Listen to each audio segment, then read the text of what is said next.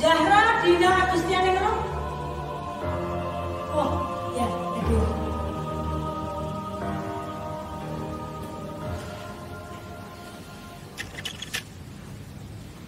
Baiklah anak-anakku, alhamdulillah sekali pada hari ini kita semua dapat hadir di kelas ini untuk mengikuti pembelajaran. Kita wajib bersyukur karena kita telah diberikan kesehatan sehingga dapat mengikuti pembelajaran. Baiklah, sebelum mengikuti pembelajaran kita mulai itu rapikan dulu kursinya, mejanya. Oh iya ya, geser sedikit lagi. Oh ya, siap, siap untuk pandang.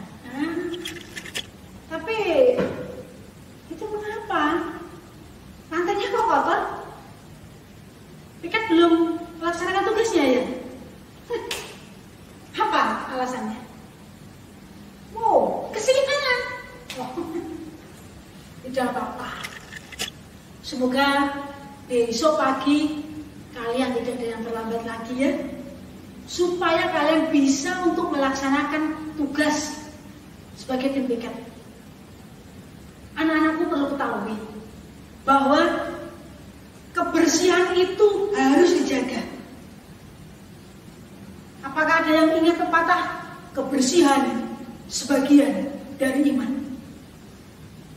Nah, iman itu adalah modal kita untuk melakukan segala sesuatu. Kalau iman kita, hati kita bersih, insya Allah apa yang kita lakukan juga bagus, baik, bermanfaat. Kecuali kebersihan adalah sebagian dari iman.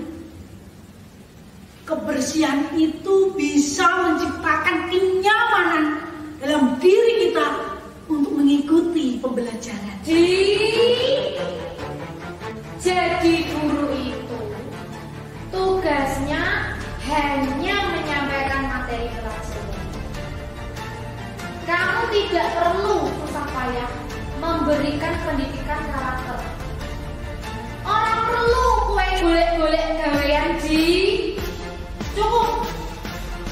Kamu memberikan materi pelajaran, materi selesai sudah tugasmu mengajar.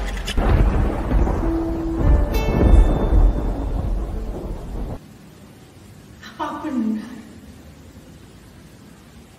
tugas seorang guru hanya memberikan materi pelajaran?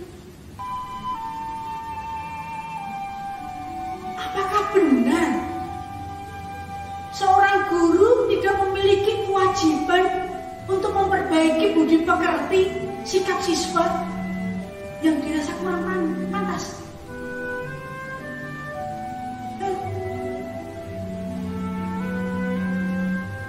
Saya jadi ingat ada pemikiran Gajah Dewantara tentang tujuan pembelajaran yang disampaikan oleh Gajah Dewantara dalam pidatonya di Universitas Gadjah Mada.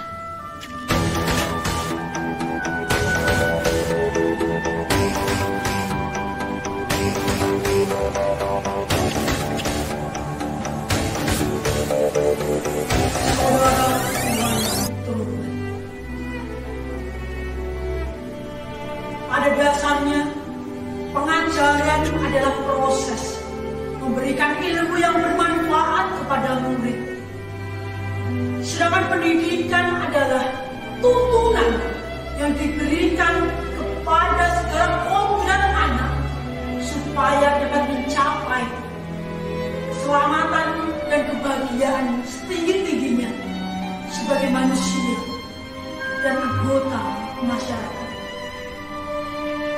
Pendidikan merupakan tempat persemayan benih-benih kebudayaan. Pendidikan memiliki tujuan untuk memerdekakan manusia. Salah satu ciri manusia yang merdeka adalah manusia yang mengetahui kekuatannya, memaksimalkan kekuatannya, dan tidak bergantung pada orang lain.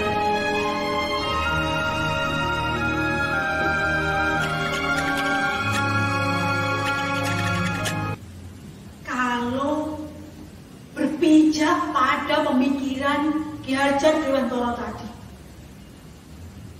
Guru memiliki kewajiban untuk mendidik murid-muridnya. Bukan hanya sekedar untuk mengajar. Bukan hanya sekedar untuk mencapai sebuah proses pengajaran. Guru bukan hanya mentransfer ilmu yang bermanfaat, tetapi guru memiliki tujuan, tugas yang lebih penting, yaitu sebagai pendidikan.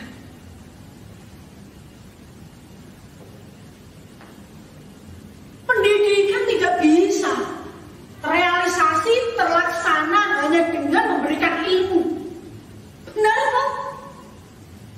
Karena apa? Menurut Ki Hajar Dewantara tadi, pendidikan itu memberikan tuntunan.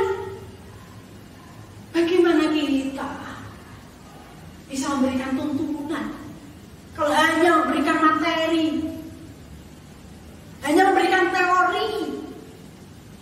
Tidak bisa. Pendidikan bisa terrealisasi kalau kita memberikan tuntunan, contoh yang konkret.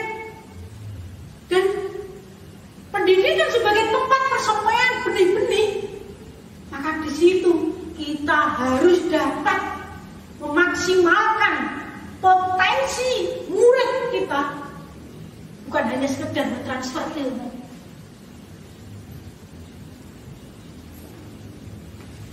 Ki Hajar Dewantara menyampaikan, tugas pendidik adalah menuntun muridnya. Dengan cara apa? Apakah hanya dengan cara memberikan materi? Bukan hanya memberikan materi, tetapi memberikan kebebasan kepada murid-muridnya. Kebebasan untuk memaksimalkan kemampuan dirinya. Kebebasan untuk mengenali kodratnya, mengenali kekuatan dalam dirinya, untuk dieksplor, untuk dimaksimalkan, untuk memerdekakan dirinya. Lalu tugas kita sebagai pamong apa? Sebagai guru apa?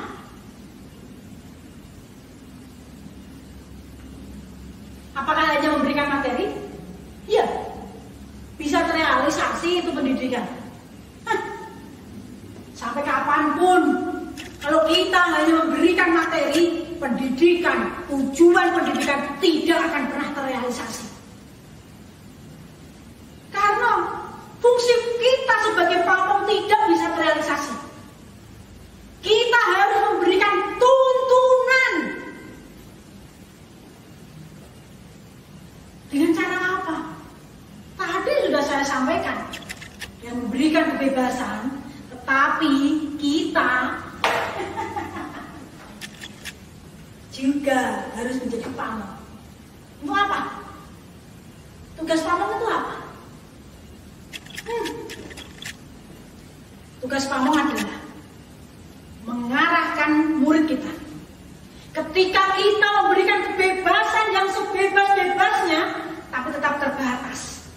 Artinya, ketika langkah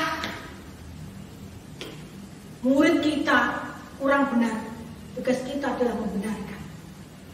Seperti tadi, ketika ke dalam kelas keadaannya belum bersih, maka kita harus mengarahkan mereka untuk, oh, itu belum pas. Itu yang harus dikerjakan. Ini jangan dilakukan. Jadi pendidik sebagai pamong itu harus bisa untuk mengarahkan murid di atas kebebasannya, supaya ketika mereka mampu untuk mengoptimalkan kemampuannya, bermanfaat untuk dirinya sendiri, untuk keluarganya, untuk masyarakat, bangsa, dan negara.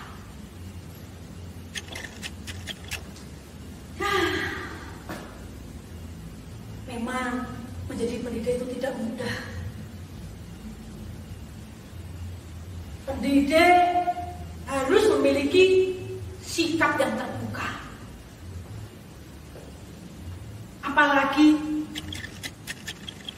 Kodrat keadaan semakin memberikan tantangan supaya pendidikan bisa mengikuti kodrat zaman. Selain kodrat keadaan, kodrat zaman, kita juga harus paham betul dengan kodrat alam murid-murid kita. Maka yang namanya pendidik haruslah terbuka. Terbuka dengan perubahan, terbuka dengan karakteristik murid-murid yang berbeda-beda, dan terbuka dengan apa yang ada di sekitar kita. Sesuatu yang datang dari asing bukanlah sesuatu yang selalu buruk. Seorang pendidik harus memiliki kemampuan untuk memfiltrasinya, untuk menyaringnya, mana yang bermanfaat untuk pendidikan dan mana yang di situ harus dijauhkan. Keterbukaan bukan berarti peserta didik maupun pendidik itu mengadopsi pengaruh dari luar, tetapi bagaimana mengkolaborasikan dengan kearifan budaya setempat, kearifan dengan ciri khas bangsa Indonesia. Karena karakteristik pendidikan Indonesia menurut Ki Hajar Dewantoro adalah yang masih menggenggam budaya bangsa, tapi bersinergi dengan kemajuan zaman. Kodrat. Sesuatu yang sangat besar pada diri kita maupun peserta didik kita.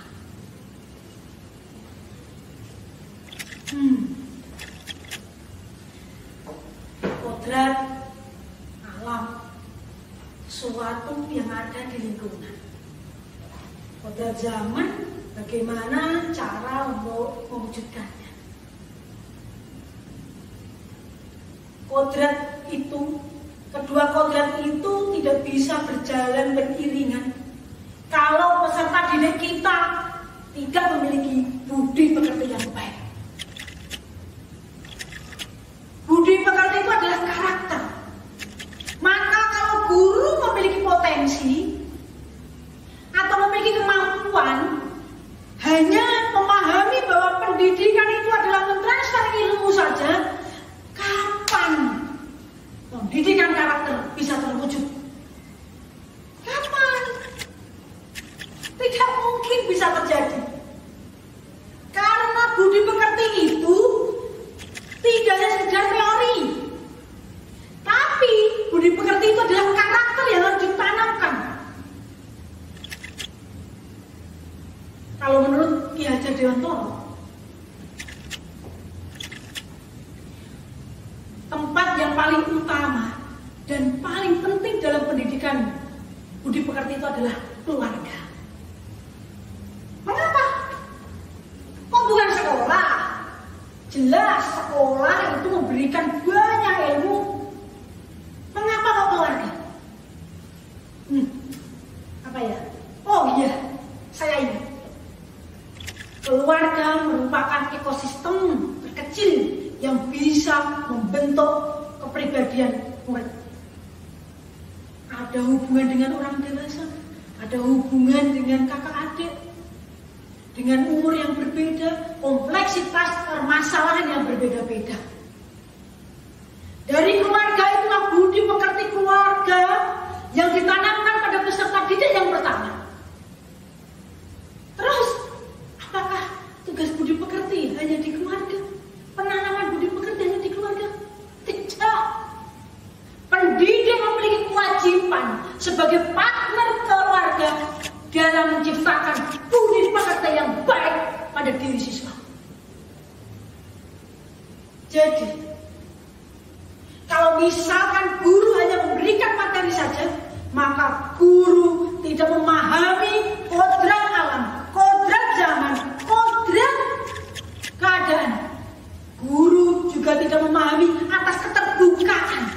Guru merasa tidak perlu mengenali karakteristik siswa lewat kodrat-kodratnya, lewat kekuatannya, sehingga ketika kita hanya memberikan materi, kita hanya memberikan pengajaran tanpa pendidikan, maka kita sebagai pendidik sudah merampas kemerdekaan siswa kita. Kita merampas mereka dari memerdekakan diri sebagai manusia. Karena kita tidak mengoptimalkan kemampuan atau kekuatan dasar murid kita. Baiklah, demi pendidikan Indonesia, demi kemerdekaan untuk memanusiakan siswa kita, mari kita menjadi guru yang paham akan pengajaran dan pendidikan. Kita kembali pada pemikiran-pemikiran Ki Hajar Dewantara yang luhur, di mana pendidikan bukanlah proses